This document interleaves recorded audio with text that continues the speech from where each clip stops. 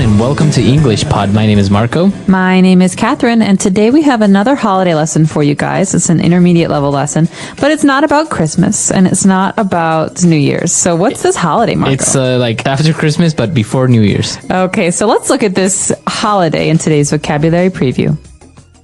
Vocabulary preview. All right, so as you noticed in the title, this is called Boxing Day.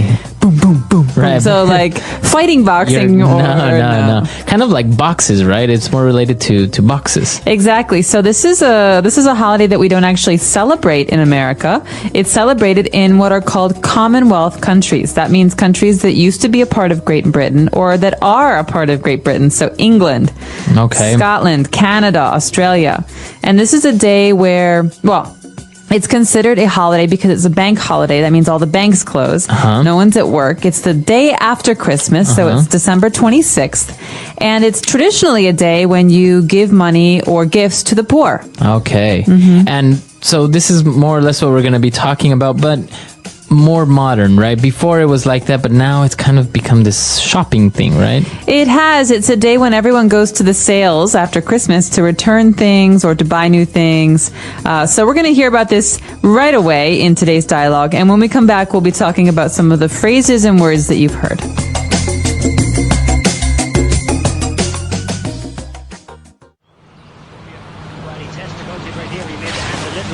What do you think of this one? So-so. And this one? Too flashy? Nah, not too flashy. Oh, and this sweater from my aunt, isn't it hideous? Guess. Are you even listening? I'm trying to have a conversation with you. And I'm trying to watch the game, but you're yapping on about your new clothes. Well, I have to decide which gifts to keep and which to exchange for better ones when I go to the Boxing Day sales this afternoon. Well, could you do me the favor of making this quick? It's the third quarter and you've been blabbering on since the first. Oh, your precious game. You watch the same game every year, and each year your beloved hometown team loses by at least 3 goals. Oh, no you didn't. You didn't just insult the Salisbury Seals, did you? Why don't you just go return all those stupid clothes and not come back until the sales are over? I might just. Enjoy your stupid game. And Merry Christmas. Merry Christmas!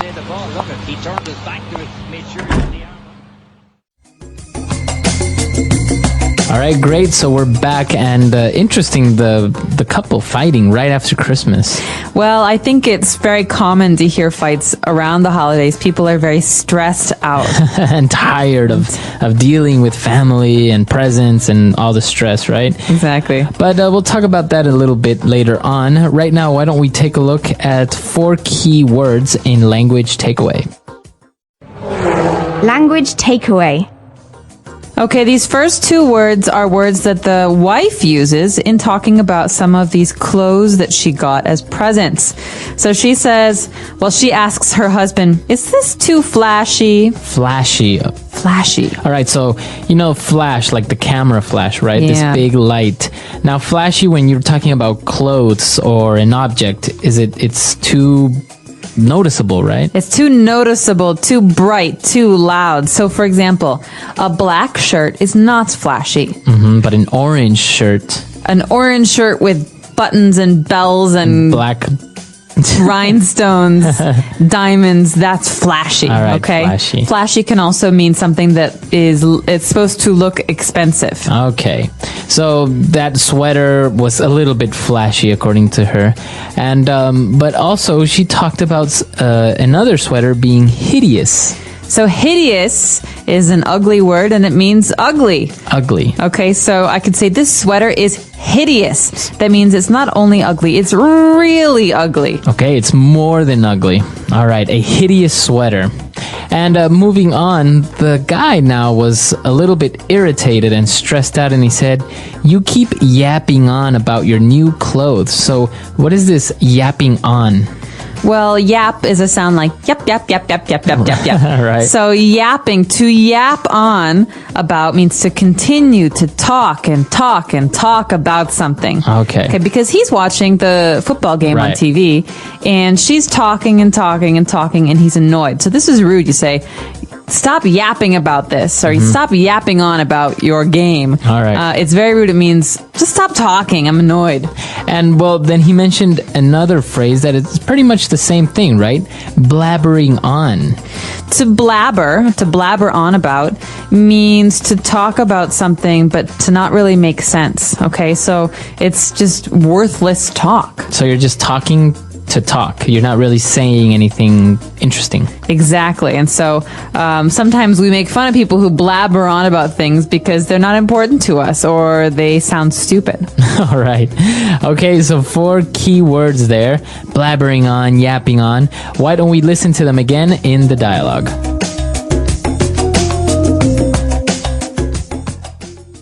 What do you think of this one?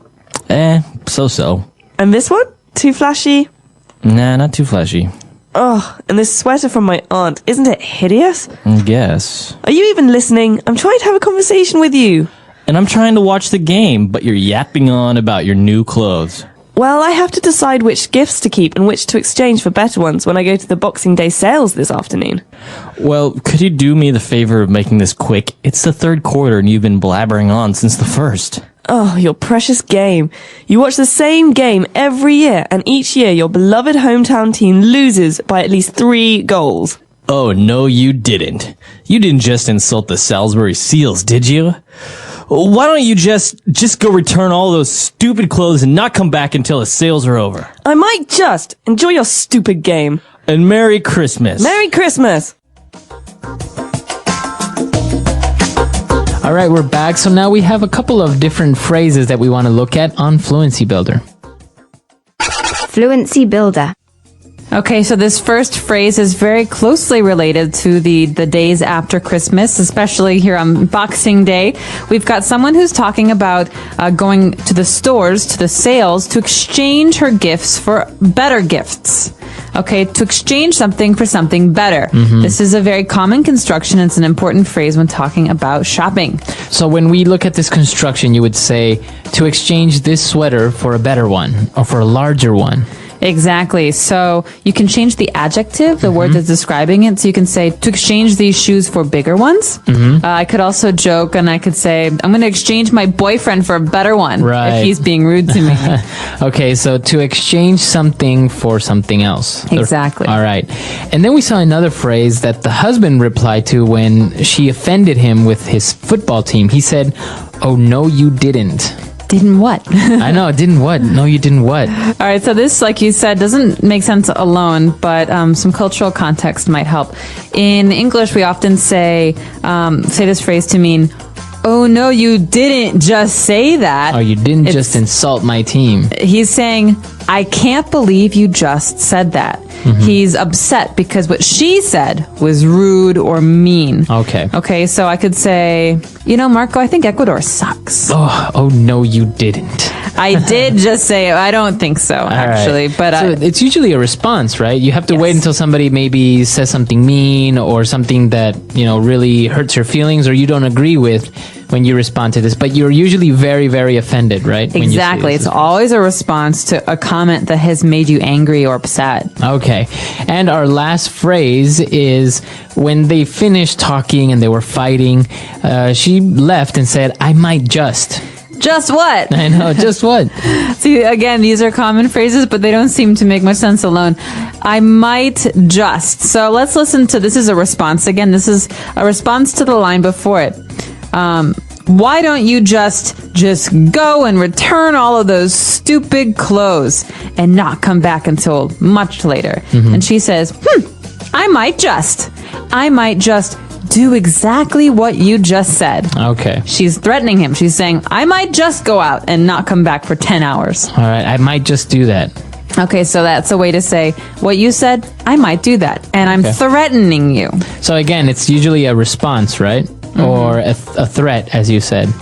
So I could say, Marco, why don't you just leave? All right. I might just. Uh-oh. What am I going to do in the studio By alone? yourself. All right. So 3 interesting phrases there. Why don't we listen to all the words and phrases again in our dialogue one last time?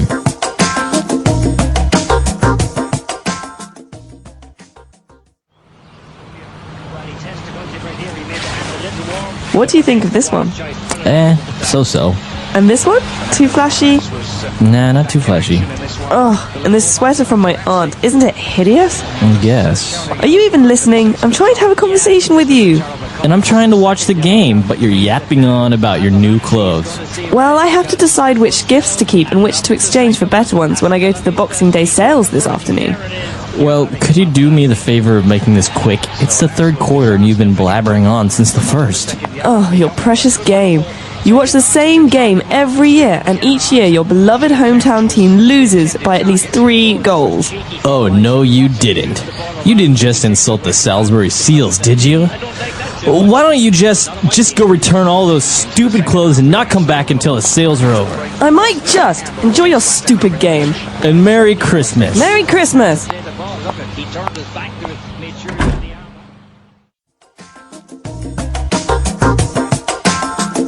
All right, we're back. So Boxing Day, as you said, is usually a Commonwealth thing. In the United States, you don't really have it, right? We do not. My family, I don't know why, but my family sometimes celebrates it. We have friends who come over and we have a nice Boxing Day meal. But Oh, okay. I've been told that the tradition in Commonwealth countries is to watch sporting events, local sporting events, and to go shopping for all these Bargains. sales and bargains and exchange all those ugly, hideous, annoying, or bad gifts that you received at Christmas. Right. So it's usually like the after Christmas sales. Exactly. So if you have any special Boxing Day traditions, I'd be very curious to hear them. Again, not a holiday related to the sport boxing. It's spelled Right. the same way and it looks the same, but they're Nothing very to do with different. it. No. So if you have any stories or questions about the things that we talked about today, please do let us know on our website, englishpod.com. All right. We'll see you guys there. And until next time. Bye, everyone. Bye.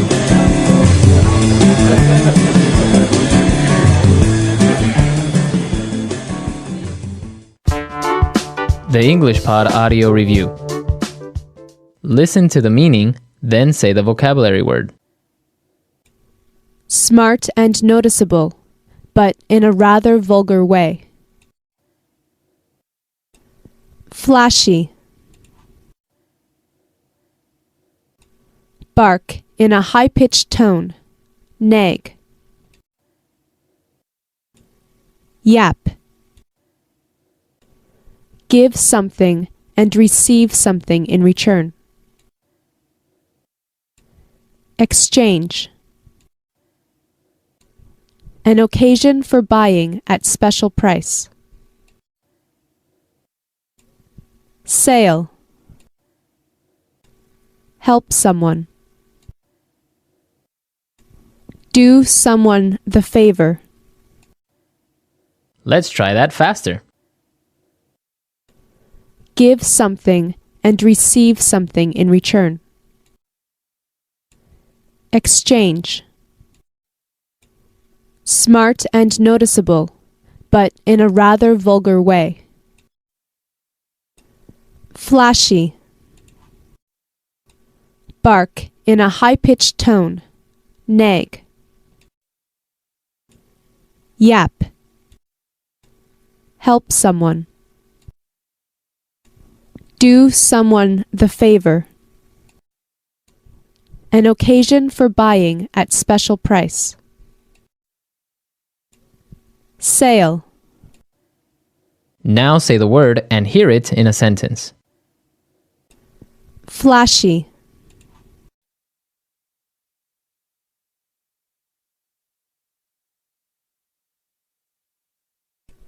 I don't like jewelry with lots of diamonds because I think it is too flashy. Flashy.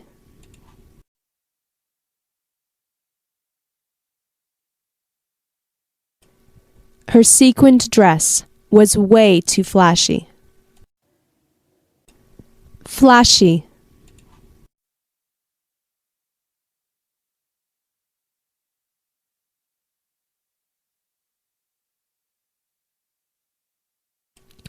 The Las Vegas Strip is known to have flashy hotels, flashy casinos, and flashy cars.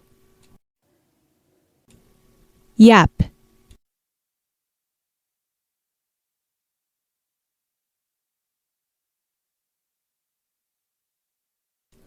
I tried to think of an excuse to leave, as my date kept on yapping about sports statistics. Yap.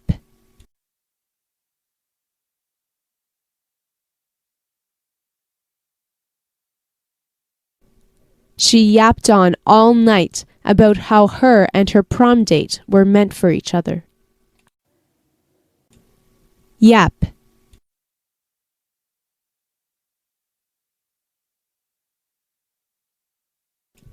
He kept yapping on and on about how he was right and his father was wrong. Exchange.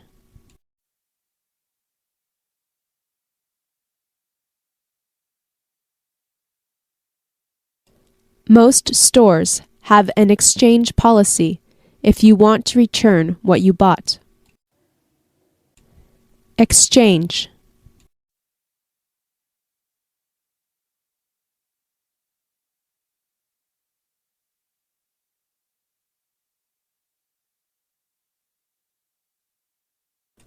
When I got home, I found out that the color of the tablecloth didn't match the kitchen at all. So I took it back to the store and exchanged it for a different color the next day. Exchange.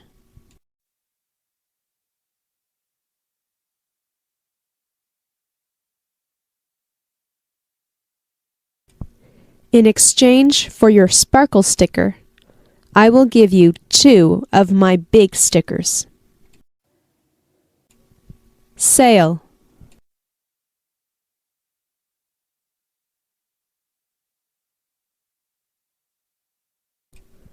Many stores expand their Boxing Day sales up until New Year's Eve.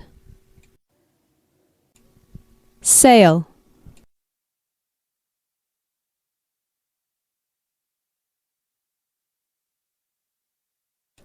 The mall is usually very crowded on Boxing Day because of the special sales. Sale.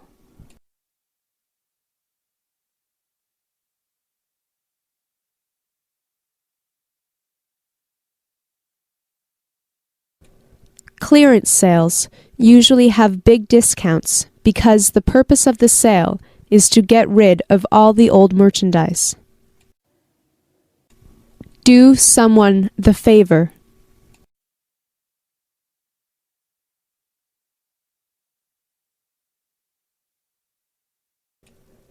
Can you do me the favor of turning off the television? It's on all the time. Do someone the favor.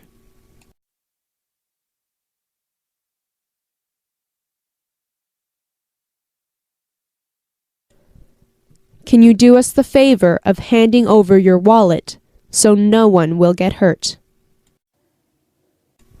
Do someone the favor.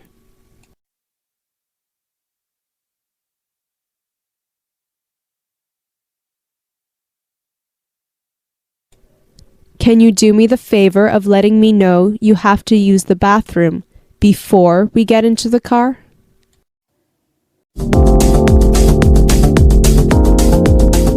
Welcome back, English learners. My name is Marco, and I'm joined here by the lovely Erica. And today we're going to be bringing you another great lesson, one of the lessons that you requested. Yes, that's right. Actually, Maxim S requested this one. Right. I think he's really into research and investigation, so we're bringing you a great lesson about this topic. Okay, so I'm really excited to hear this dialogue all about research. So why don't we start listening to 2 university professors discussing an important question.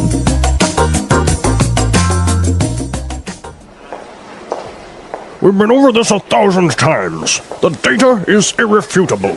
Look, we've done extensive research, built studies, and read the literature, and there is conclusive evidence to support my theory. Horowitz, I beg to differ. Even in your most recent study, the investigative approach was flawed. You know as well as I do, the collection of data was not systematic, and there's a large margin of error. To draw a definitive conclusion based on that data would be misleading. That is preposterous. You are trying to single-handedly solve one of the world's greatest mysteries, and yet you're oblivious to the fact that you're wrong. I am not wrong. The chicken came first. No! The egg came first! The chicken. Egg! The chicken. The egg! The chicken. The egg!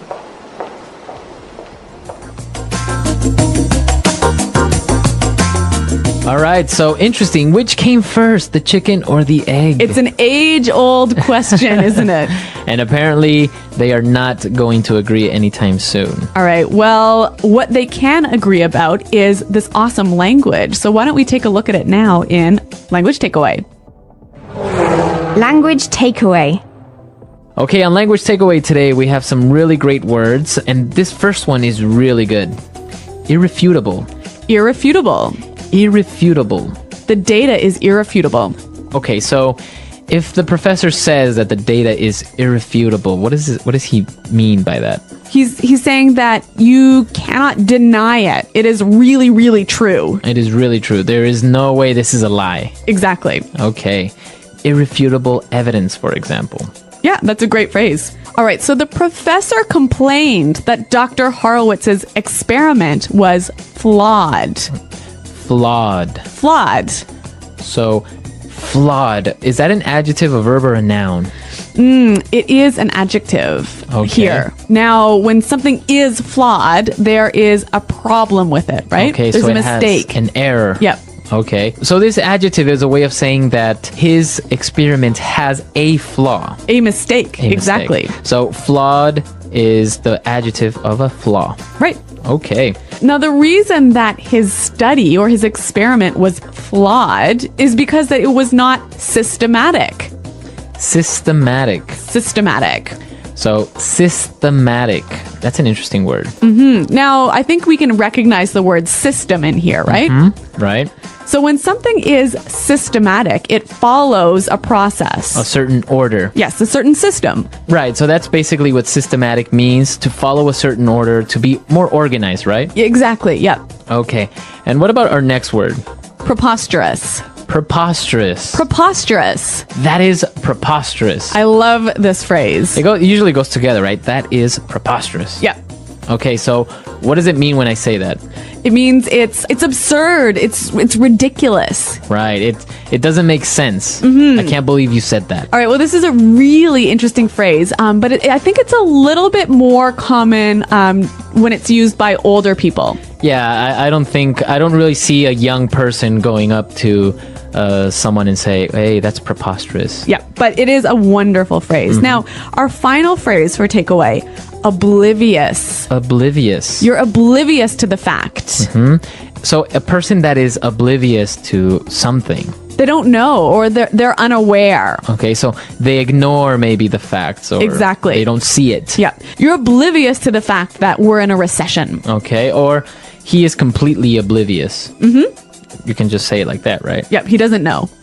Okay, so we took a look at some of the great vocabulary we found in the dialogue, but there were also some really good phrases that I think we should look at. Okay, and let's take a look at those and putting it together.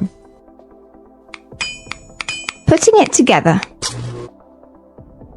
You know, Marco, one of the things I love about English is the way that words seem to fit together, like blocks coming together. And here we have a lot of great examples of these words that fit together really nicely. Okay, so why don't we look at those? And our first one now is extensive research. Extensive research. Extensive research. All right, so we know extensive means A lot. a lot. Yeah. So that's really good when you put it together. Extensive research. It means you have A lot of research. you have really studied, you have really looked things up. Okay, extensive research. Another great research-related phrase here is conclusive evidence. Conclusive evidence. Conclusive evidence. All right, now the first word there, conclusive. When something is conclusive, you can't argue with it. It's the final decision. All right, well, the professor complained that Horowitz's investigative approach was flawed, right? So this is our next phrase, investigative approach. Investigative approach. Investigative approach. Okay, so I remember the word investigate is a verb. Yes. But in this case, it's It's an adjective. an adjective. When something is investigative, it's obviously having to do with An investigation. So the approach so when he said investigative approach. just simply the way you investigate Okay. the problem. The way he investigated. Okay.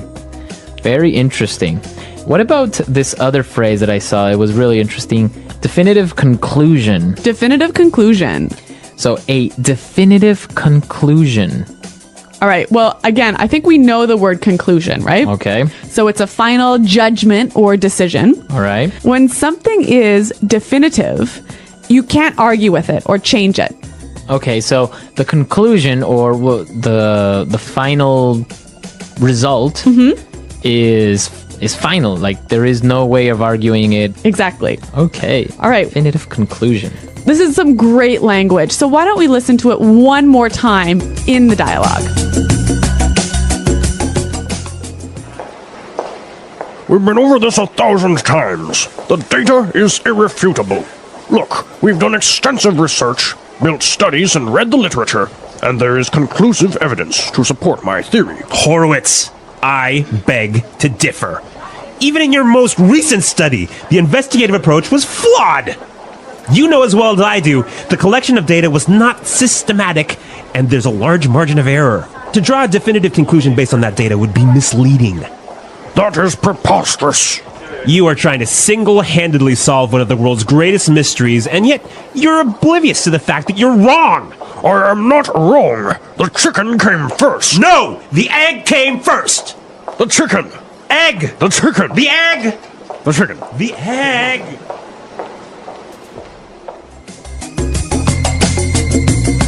So, an interesting question. What do you think? What came first, the chicken or the egg? Well, if you ask me, it was the egg. It was the egg? Yeah. Interesting. What about why did the chicken cross the road? To get to the other side. Do you think that's really the reason? Well, there's a million different reasons, but this is great. I'm glad you brought that up because this is like the classic English joke. The classic English joke, right? Why did the chicken cross the road? And the answer is always... Well, there are a million answers. So, do you guys know any chicken jokes? Yeah, why don't you come to our website, englishpod.com, and on the comments section, why don't you leave us your thoughts on what came first, the chicken or the egg, and why do you think the chicken crossed the road? Research. Research is the process of finding new information, answering questions, and solving problems. It helps people learn more about the world and make better decisions. Research is used in many fields, such as science, medicine, business, and education. Students, teachers, scientists, and professionals all use research to improve their knowledge and understanding. Why is research important? Research is important because it helps people gain knowledge. Without research, we would not know about history, medicine, technology, or the universe. Research helps doctors find new treatments for diseases. Scientists discover new planets. And businesses understand what customers want. It also helps students learn and develop new ideas. Research allows people to solve problems. For example, if a city has too much traffic, research can help find ways to reduce congestion. If a company wants to sell a new product, research can show what customers need. In education, research helps teachers find better ways to teach students. Types of research. Research is done in many different fields and for different reasons. The way research is conducted depends on the goal, the subject, and the methods used. Some research is based on experiments, while others rely on studying past information. Here are some of the main types of research. Scientific research. Scientific research focuses on understanding the natural world, technology, medicine, and human health. Scientists perform experiments, collect data, and analyze results to discover new knowledge. For example, medical researchers study diseases to find new treatments, while physicists explore the laws of the universe. This type of research helps improve medicine, technology, and our understanding of the environment. Historical research. Historical research is the study of past events, people, and cultures. Historians look at old books, letters, newspapers, and artifacts to learn about history. This research helps people understand how societies have changed over time and how past decisions influence the present. For example, researchers study ancient civilizations to learn how they lived, what they believed, and how they built cities. Social research. Social research focuses on human behavior, cultures, and societies. Sociologists and psychologists study how people interact, what influences their decisions, and how societies change. This type of research helps improve education, economics, and social policies. For example, researchers study how children learn in different environments or how people react to advertisements. Market research. Market research is done by businesses to understand customer needs, preferences, and behaviors. Companies collect information through surveys, interviews, and product testing. This research helps businesses create better products, improve customer service, and increase sales. For example, a company may research which colors people prefer for a new smartphone or what type of food is most popular in a certain area. Educational research. Educational research helps improve teaching methods and learning experiences. Teachers and researchers study how students learn, which teaching techniques are most effective, and how technology can support education. This type of research helps schools develop better curriculums and improve student performance. For example, researchers may study whether online learning is as effective as classroom learning. Medical research. Medical research helps doctors and scientists find new ways to treat and prevent diseases. This type of research includes testing new medicines, studying viruses, and improving surgical techniques. It helps save lives and improve the quality of healthcare.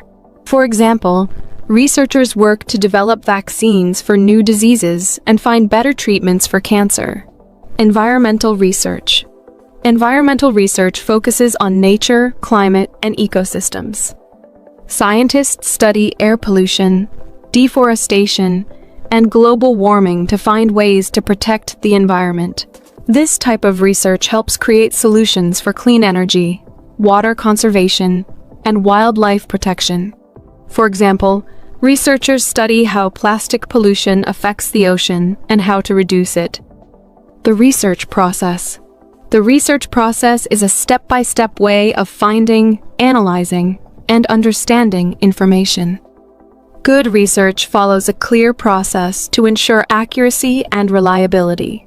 Choosing a topic. The first step in research is deciding what to study.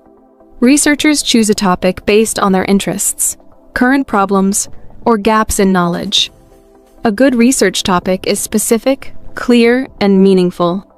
For example, instead of researching climate change, a researcher may focus on the effects of climate change on Arctic wildlife, gathering information. Once the topic is chosen, researchers collect information from different sources. These sources include books, academic journals, websites, interviews, and past studies. It is important to use reliable sources to ensure the accuracy of the information. Government reports, university studies, and expert interviews are considered trustworthy sources. Asking questions.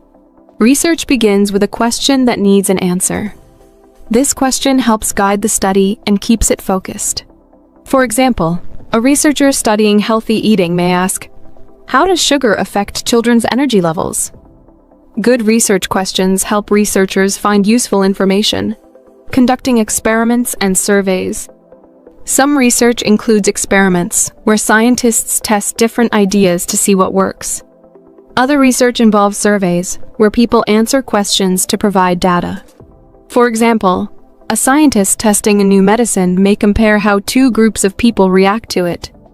A company studying customer behavior may conduct a survey to learn what products people like the most. Analyzing data. After gathering information, researchers study it carefully. They look for patterns, trends, and important facts. This step helps them understand what the information means. For example, if researchers collect data on how much exercise people do in a week, they may find that people who exercise more are healthier. Drawing conclusions.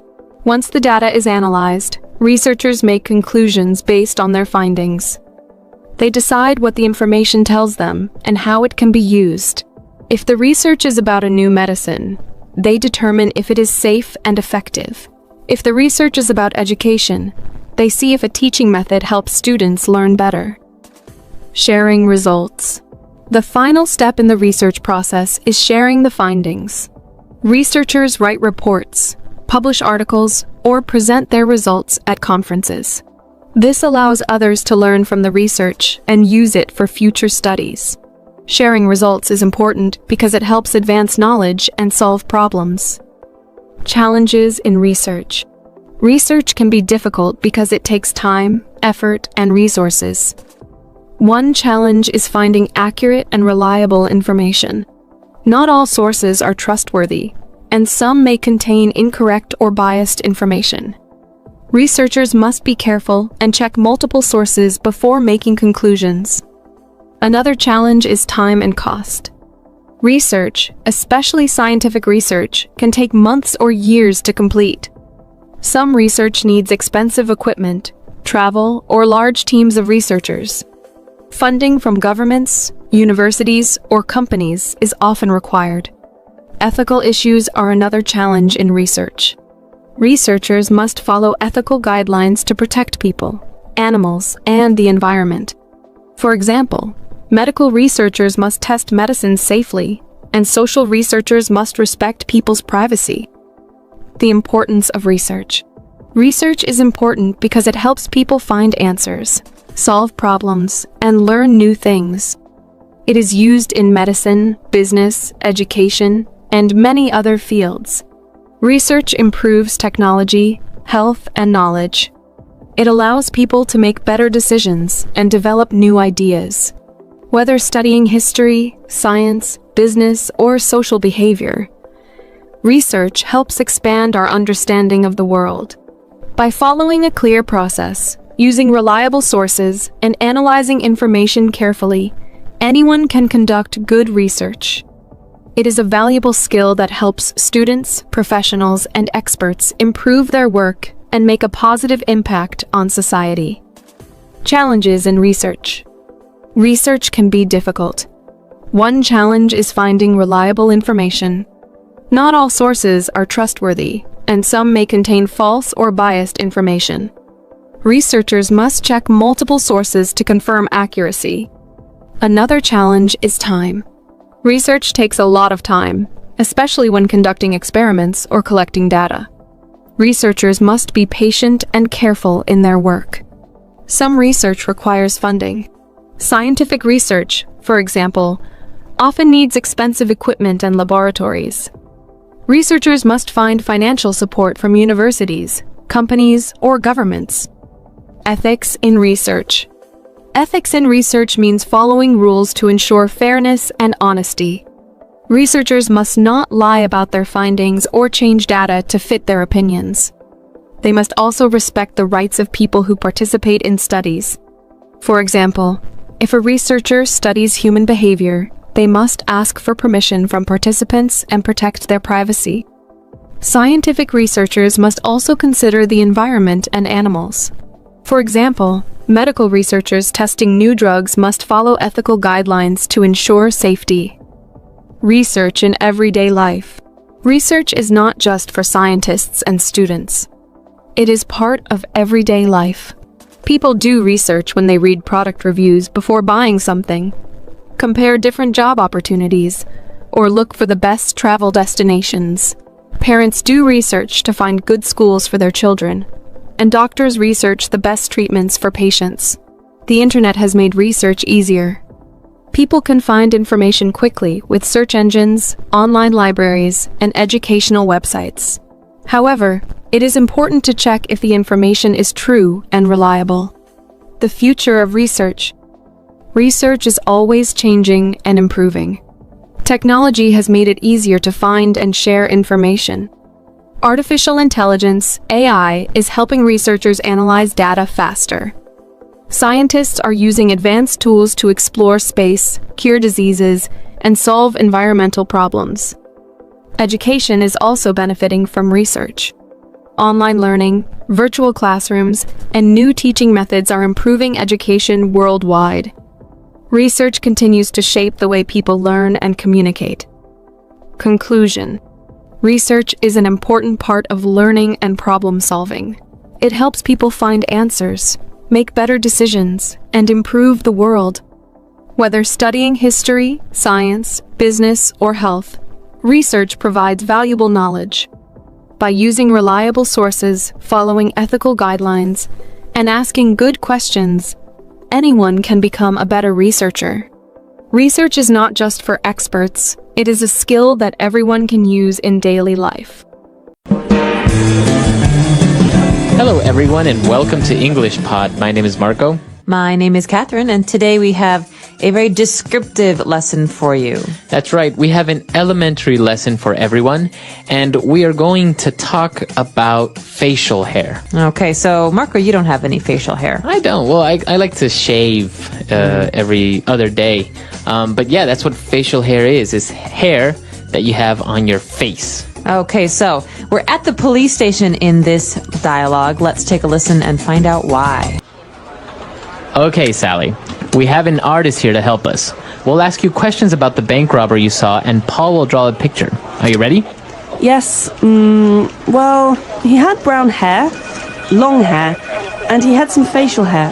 It was brown too. Good. Okay, the facial hair. Was it a beard or a mustache? Both.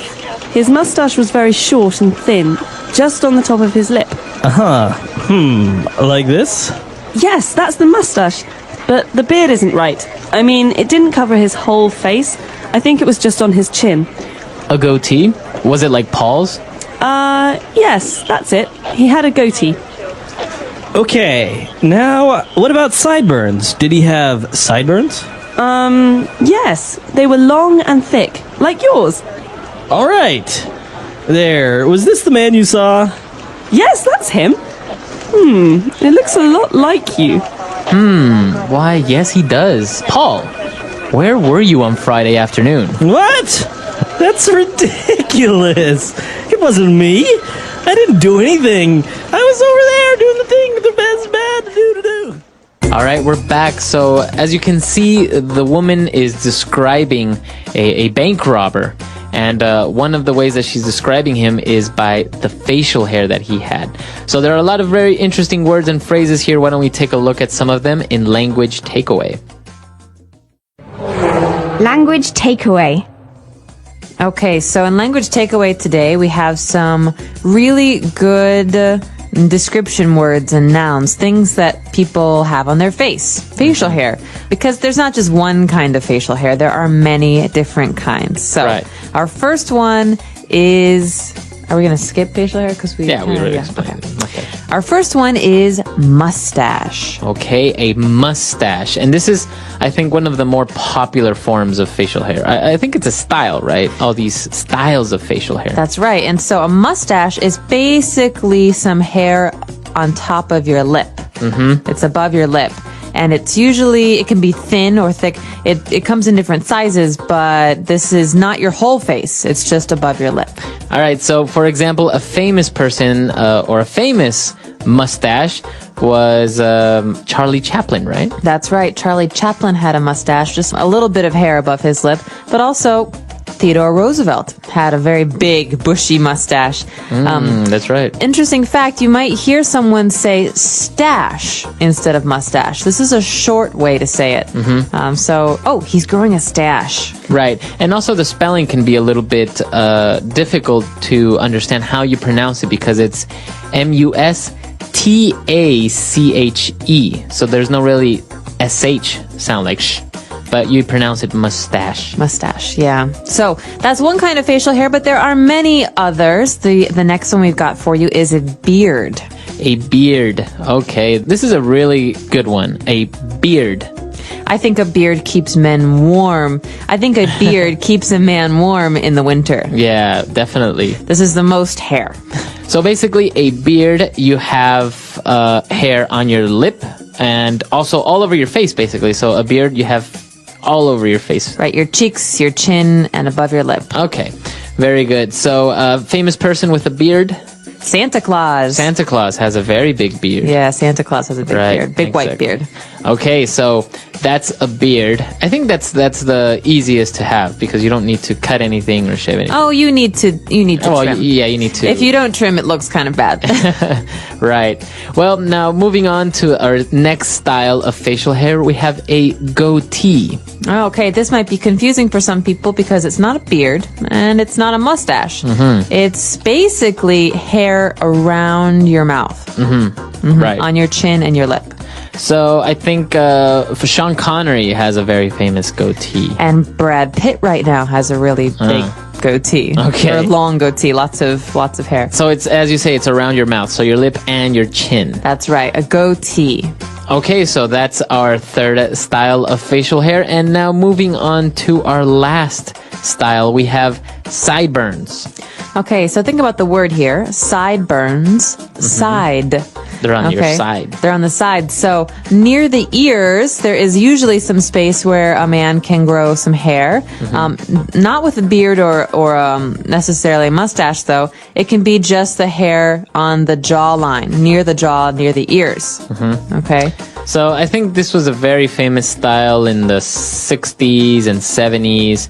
You would have long sideburns all along your face. That's right. Past your ear, right? That's right. And the longer, maybe the sexier you the were. sexier. No, but these days it's not as popular, but you do see people who have sideburns. I think nowadays people have sideburns, but they're not as thick. They're just like thin little sideburns. Yeah, that's right. All right, so all of these are the different sorts and styles of facial hair.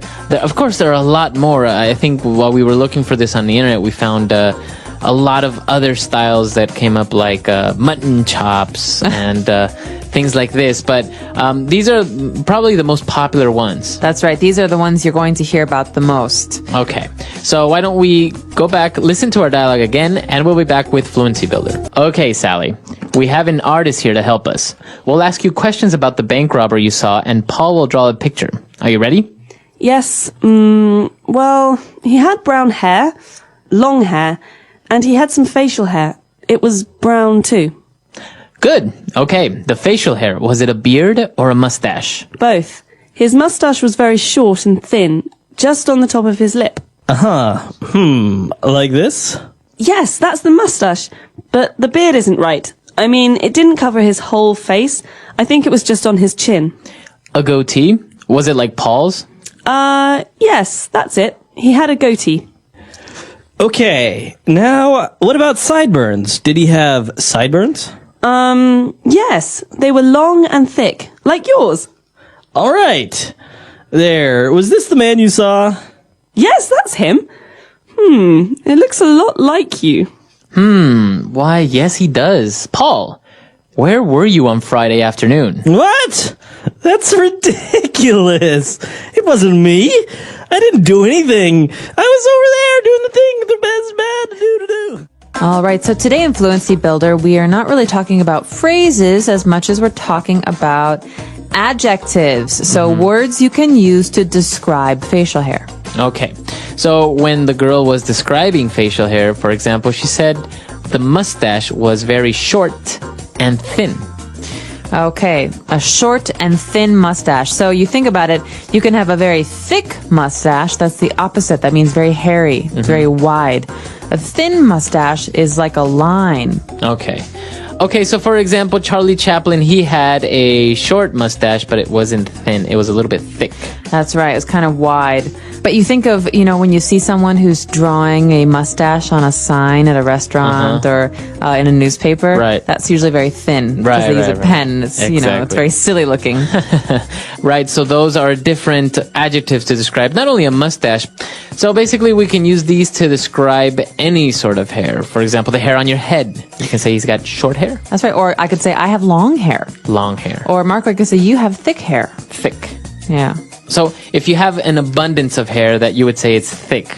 That's right. There's it's like if you put your hand in it, it feels like there's a lot. That's very thick hair. Okay. Some people have thin hair, so they don't have a lot of hair. Okay, good. And, moving on to the parts of the face. We described it before as to where a mustache is, where a goatee is.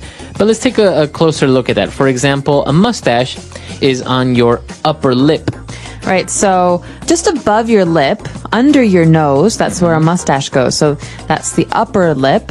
But if we're talking about a goatee, it's not just on your upper lip, it's also where? On your chin. Your chin. So that's the very bottom point of your face. So you have your chin, your upper lip, and also when we talked about, for example, the sideburns, we talked about the jaw, but also it could be part of the cheek. Right, so every person has two cheeks, one on the left and one on the right, and those are a very big part of your face on the sides of your nose. Okay, so you have your chin, you have your cheeks, you have your upper lip. I think that's pretty much the only places where you can grow also on your neck. Yeah, some people have it on their neck or on the back of well, no, it's not there. Some people also have it on their neck. Yeah, that's right. Okay. Very good. So a lot of different words to describe facial hair. Why don't we go back, listen to the dialogue one last time, and we'll be back to talk some more. Okay, Sally. We have an artist here to help us. We'll ask you questions about the bank robber you saw, and Paul will draw a picture. Are you ready? Yes, well, he had brown hair, long hair, and he had some facial hair. It was brown too. Good. Okay, the facial hair. Was it a beard or a mustache? Both. His mustache was very short and thin, just on the top of his lip. Like this? Yes, that's the mustache. But the beard isn't right. I mean, it didn't cover his whole face. I think it was just on his chin. A goatee? Was it like Paul's? Yes, that's it. He had a goatee. Okay, now what about sideburns? Did he have sideburns? Yes. They were long and thick, like yours. All right. There, was this the man you saw?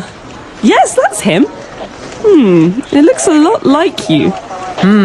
Why, yes, he does. Paul, where were you on Friday afternoon? What? That's ridiculous. It wasn't me.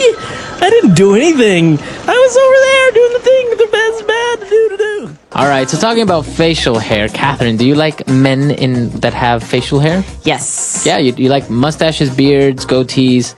Well, it really depends. I really like sideburns, but sideburns. Sometimes people don't do them correctly, so I don't like them. But I like beards. Yeah. And yeah, goatee. I like facial hair. You like facial hair. Yeah. What is it about facial hair on men that you like? Manly men. I don't know. There's something, kind of rough about it. Rough, yeah. Yeah, I don't like the very manicured, very carefully cut facial hair. I kind of like it a little bit more on the rough side. Oh, okay. It's interesting because it's interesting to see also facial hair on or long facial hair. Like, for example, the guys from ZZ Top.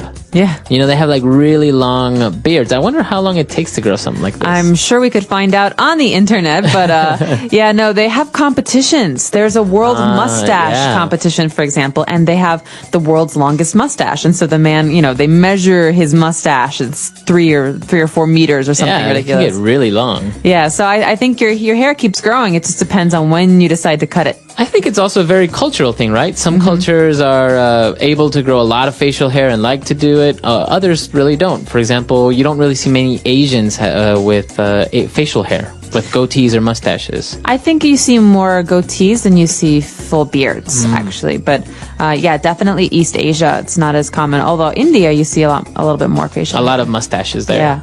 Yeah, so this is an interesting question. Tell us how popular it is in your country, or if you like men with facial hair, or if you're a guy, do you like to have a beard, a mustache, or a goatee? So come to our website, englishpod.com, and we'll see everyone there. Bye, guys. Bye.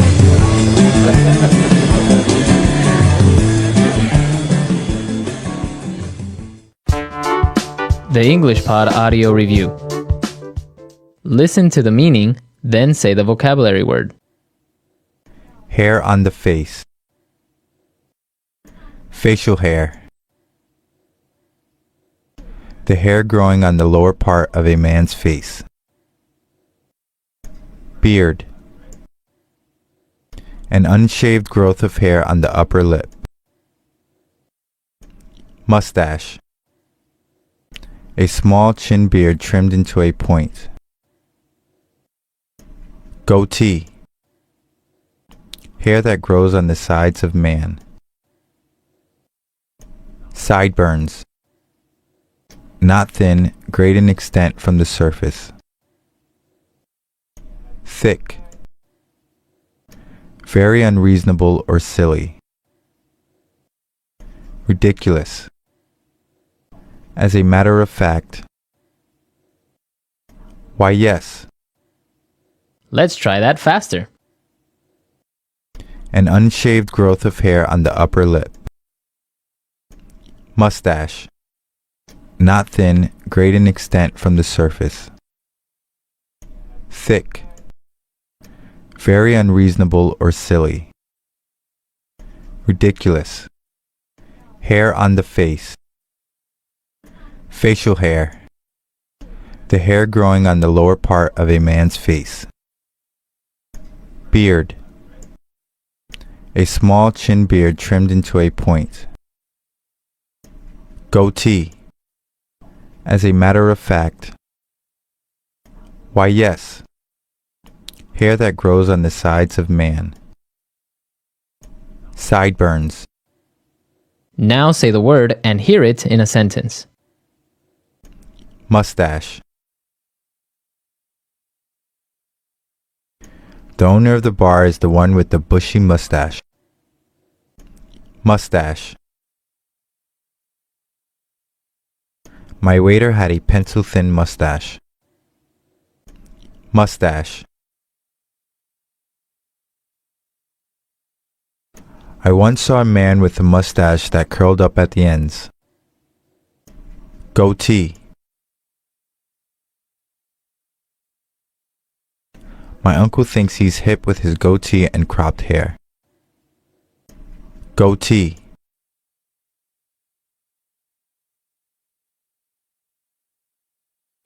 I surprised my friends this morning when I showed up with a goatee instead of a full beard. Goatee.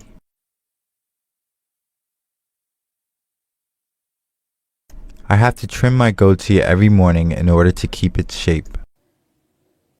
Sideburns. My brother's sideburns are really short and thin. Sideburns. I like guys with sideburns. Sideburns. I try to grow sideburns, but I don't have enough facial hair. Thick.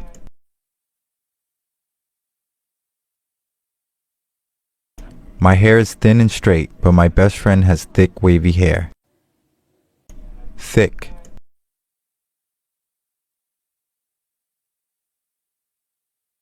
The little girl's thick curls bounced as she jumped up and down in excitement. Thick.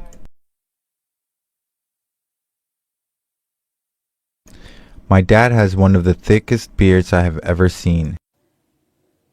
Why, yes.